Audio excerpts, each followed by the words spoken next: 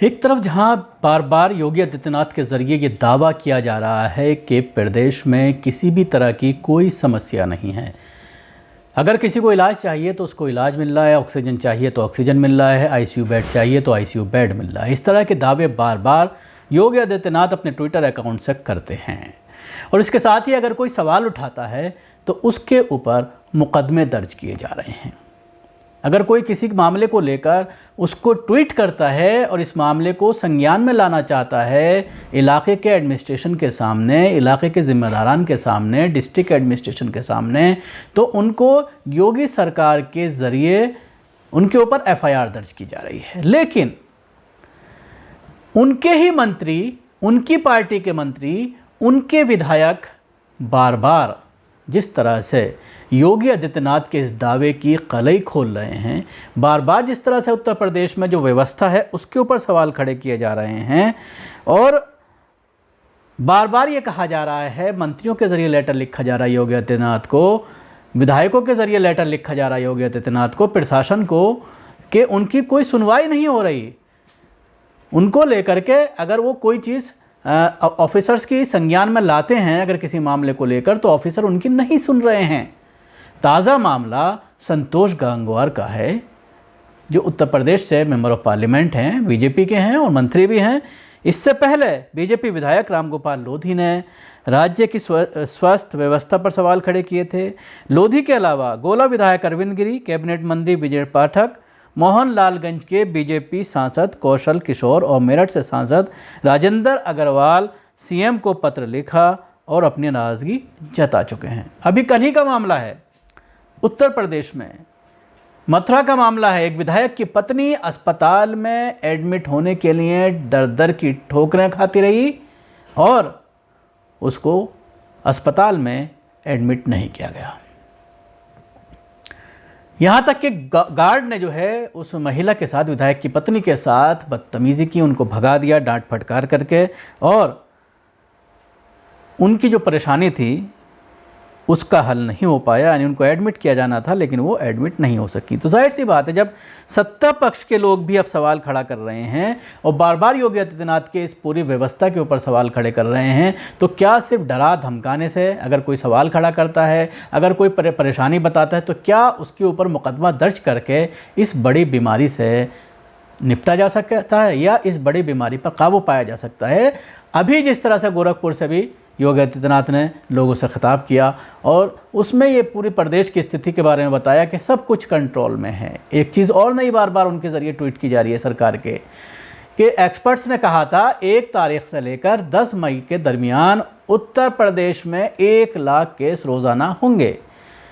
लेकिन सरकार के काम करने के तरीके की वजह से, सरकार की तत्परता की वजह से इन आंकड़ों को हमने मात दे दिया है और इतनी संख्या, क्या इससे आधी संख्या भी प्रदेश में नहीं हो पाई है। और ये भी कहा जा रहा है कि अब कोरोना ख़त्म होना शुरू हो गया है। संतोष गंगवार ने जो लेटर लिखा है वो आपको उसके तो कुछ पॉइंट मैं आपको बताना चाहूँगा, जिसमें उन्होंने ये कहा है कि अपने पत्र में केंद्रीय मंत्री ने स्पष्ट लिखा है कि स्वास्थ्य विभाग के कुछ महत्वपूर्ण अधिकारी फ़ोन तक नहीं उठाते और रेफरल के नाम पर मरीज एक अस्पताल से दूसरे अस्पताल में भटकता रहता है। देश में कोरोना का प्रकोप इतना बढ़ गया है कि लगभग हर राज्य में ऑक्सीजन, रेमडेसिविर अस्पताल में बिस्तर और एम्बुलेंस की कमी देखने को मिल रही है।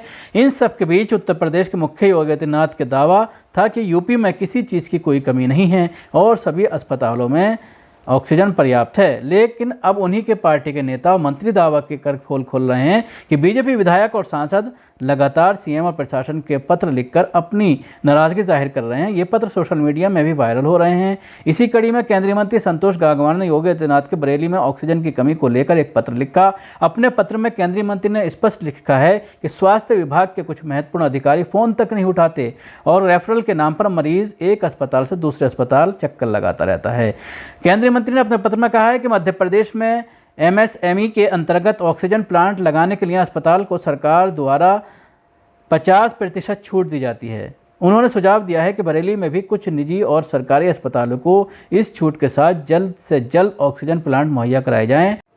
केंद्रीय मंत्री ने यह भी अवगत कराया है कि अस्पताल में उपयोग होने वाले multi para monitor, Biopac machine, ventilator समेत अन्य ज़रूरी उपकरणों की कालाबाजारी पर 1.5 गुनी कीमत पर बेचा जा रहा है।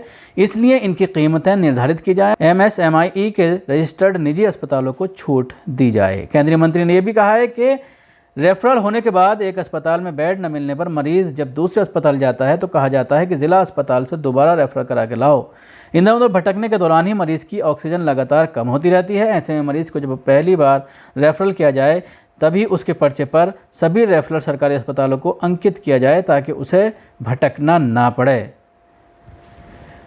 देखा आपने किस तरह से खुद मंत्री, बीजेपी के खुद मंत्री सवाल खड़ा कर रहे हैं योगी आदित्यनाथ की व्यवस्था पर। और ये एक मामला नहीं है, तकरीबन आधा दर्जन विधायक और मंत्री और उनकी पत्नियां इस तरह का मामला उठा चुके हैं, सरकार की संज्ञान में ला चुके हैं। लेकिन उसके बावजूद सरकार मानने को तैयार नहीं है कि उत्तर प्रदेश में किसी तरह की कमी है।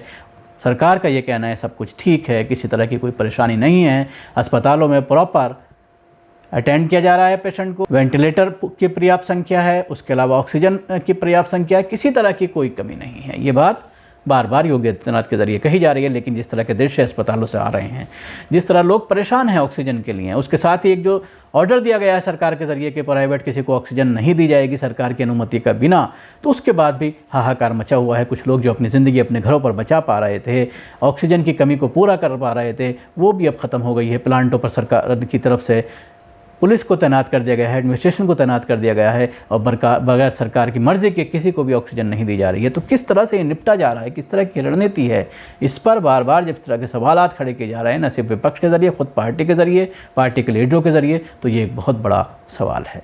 शुक्रिया। आपको हमारा प्रोग्राम कैसा लगा ज़रूर बताएं। हमारे YouTube चैनल को सब्सक्राइब करना ना भूलें, इसके साथ ही बेल आइकन जरूर दबाएं। सभी अहम खबरों के लिए न्यूज़ MX को सब्सक्राइब करें, साथ ही बेल आइकॉन को जरूर दबाएं। लाइक, शेयर, कमेंट करना ना भूलें।